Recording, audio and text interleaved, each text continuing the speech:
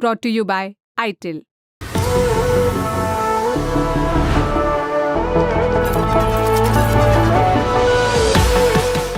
भीड़ की शक्ल में जब कुछ लोग कानून को अपने हाथ में ले लें तो न्याय नहीं बल्कि अपराध होता है।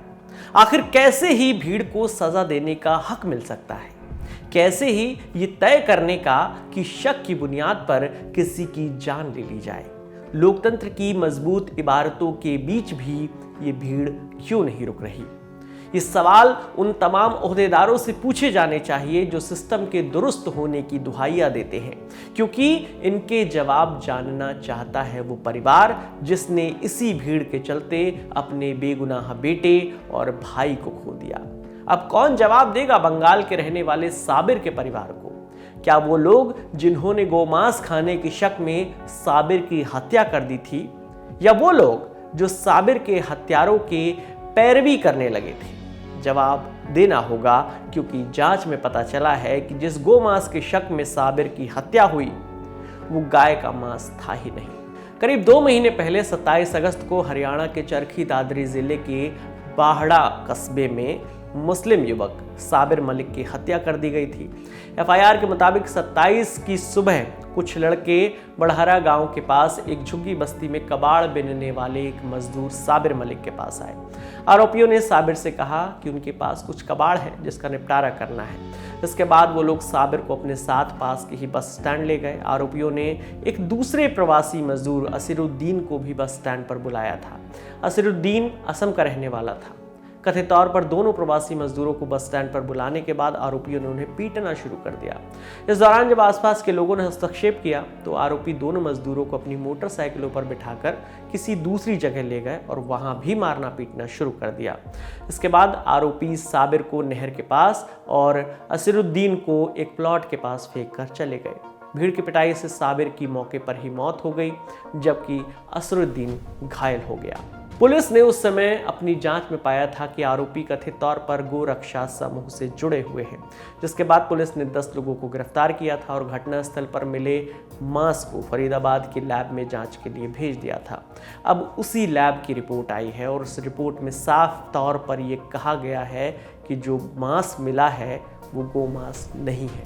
हमने 10 आरोपियों को इसमें अरेस्ट कर लिया है। उनका चालान हम शीघ्र ही देंगे और रिपोर्ट हमने प्राप्त कर ली है फरीदाबाद से, तो उसमें प्रतिबंधित मांस नहीं है और रिपोर्ट हम चालान के साथ जल्दी सबमिट कर देंगे कोर्ट में। तो इसमें कितनी गिरफ्तारी हो चुकी है, कितने पेंडिंग है? इसमें 10 गिरफ्तारियां हो चुकी है और 6 आरोपियों की गिरफ्तारी बकाया है, जिन्हें शीघ्र गिरफ्तार कर लिया जाएगा। ये पूरा क्या मामला था जी, थोड़ा सा संक्षिप्त में बताइए। ये 27 अगस्त को हमें इंफॉर्मेशन मिली थी कि ऐसे कोई झुग्गी झोपड़ियों में जो गोरक्षक हैं, झुग्गी झोपड़ियों में जाकर वो उनसे सवाल जवाब कर रहे हैं कि ये गाय का मांस खाते हैं। इसमें एक व्यक्ति की मृत्यु भी हो गई थी, जिसमें हमने केस रजिस्टर कर लिया था और 10 आरोपियों को तुरंत अरेस्ट कर लिया था। पुलिस अब इस मामले में 6 और बाकी आरोपियों की गिरफ्तारी के लिए उनकी तलाश कर रही है और जल्द ही मामले को लेकर कोर्ट में चालान पेश करने की तैयारी कर रही है। गोमांस के शक में पिटाई और उसके बाद हत्या का ये मामला तब पहली बार सामने आया था जब 31 अगस्त को इस मारपीट का वीडियो सामने आया था। इस वीडियो में साफ तौर पर दिख रहा था कि कैसे आरोपियों ने साबिर समेत 2 युवकों की डंडे से बुरी तरह पिटाई की थी। गोमांस के शक में युवक की हत्या का ये मामला नेशनल लेवल पर उठा था। पश्चिम बंगाल की मुख्यमंत्री ममता बनर्जी ने उस वक्त घोषणा की थी कि मृतक साबिर के परिवार के एक शख्स को सरकारी नौकरी दी जाएगी। ममता बनर्जी के अलावा कांग्रेस के नेता राहुल गांधी, आज़ाद समाज पार्टी के सांसद चंद्रशेखर ने भी बीजेपी सरकार को इस मुद्दे पर घेरा था। गोमांस के शक में हत्या को लेकर सरकार और कानून व्यवस्था पर उठ रहे सवालों पर तब हरियाणा के सीएम नायब सिंह सैनी ने कहा था कि मॉब लिंचिंग जैसी बातें ठीक नहीं है। गोरक्षा के लिए विधानसभा में सख्त कानून बनाया है और इस पर कोई समझौता नहीं किया जा सकता।